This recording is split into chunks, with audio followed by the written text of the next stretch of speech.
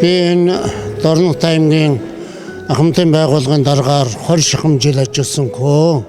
Ер нь улсын хэмжээнд манай аймаг хамгийн анхудаа бүх сумд нь Чав болсон хотын бүх хагууд нь өргөө танхимтай болсон. Үүгээр манай аймаг их онцлогоо.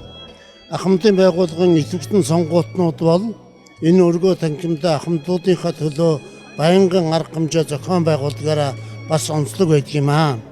Энэ бүхнийг үнэлж Монголын ахмадын холбоо намайг Монголын ахмадын холбооны хүндэр дэвтэрт бичсэн байна.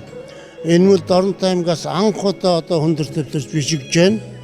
Энэ хүндэр дэвтэр бол их олон жил болж байгаа 88 оноос хойш 36 дахин болж бичигдэж байна. Тэгэхээр одоо энэ үл жилдээ нэг л хүн бичигдэх гэсэн үг шүү дээ.